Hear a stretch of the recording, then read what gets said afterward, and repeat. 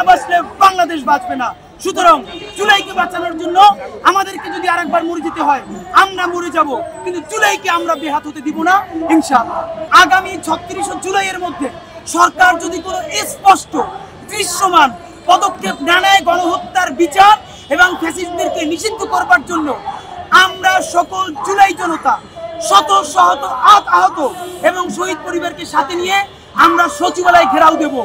এই প্রোগ্রাম থেকে আগামী ৩ দিন আমরা ব্যান ফ্যাসিস্ট ক্যাম্পেইন ঘোষণা করেছি। অতি দ্রুত গণহত্যার বিচারের দাবিতে আমরা ৫০-এর অধিক এই জুলাই স্পিরিট ধারণকারী যে সংগঠন, কালচারাল সংগঠন, বিভিন্ন সংগঠন একত্রিত হয়েছি।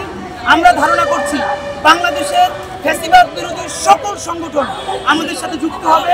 আমরা সবাই মিলে যে জুলাই ঐক্য ঘোষণা করেছি তার আজকে প্রথম প্রোগ্রাম আমরা এখানে করেছি। এই প্রোগ্রাম থেকে আগামী ৩ দিন আমরা ব্যান ফ্যাসিস্ট ক্যাম্পেইন ঘোষণা করেছি। এর মানে ফ্যাসিস্টদেরকে, গণহত্যাকারীদেরকে ব্যান করবার জন্য আগামী ৩ দিন আমরা বাংলাদেশের সকল রাজনৈতিক দল এবং জুলাইকে ধারণকারী সকল রাজনৈতিক দল, অন্যান্য অপরাপর সংগঠনের কাছে যাব। তাদেরকে আমাদের সাথে যুক্ত হতে বলবো, আমাদের সাথে একাত্মতা পোষণ করতে বলবো। আগামী ৩ দিন পরে আমরা ঢাকার প্রত্যেকটা যে সব জায়গায় জুলাই রণক্ষেত্র হয়েছে সেখানে দাঁড়ানো শুরু করব। তবে স্পষ্ট বলতে চাই, গত ৯ মাস ধরে দাঁড়াচ্ছি, আমরা কখনো নিজেরা ইন্ডিভিজুয়ালি বলছি যেহেতু কোনো কিছুতেই কোনো কাজ হচ্ছে না, সময় খুব অল্প।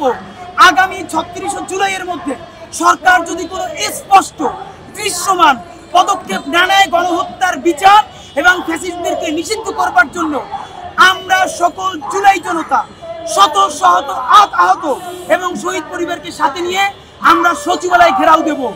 সেখানে যদি বাংলাদেশের পুলিশ থেকে শুরু করে যে কোনো বাহিনী আমাদেরকে লাশও বানাই ফেলায়, আমাদের লাশ তারা কবরস্থানে নিয়ে যাইতে পারবে, আমাদেরকে ফিরিয়ে নিয়ে যাইতে পারবে না। এর কারণ জুলাই না বাঁচলে বাংলাদেশ বাঁচবে না। সুতরাং জুলাইকে বাঁচানোর জন্য আমাদেরকে যদি আরেকবার মরে যেতে হয় আমরা মরে যাব, কিন্তু জুলাইকে আমরা বেহাত হতে দিব না ইনশাআল্লাহ।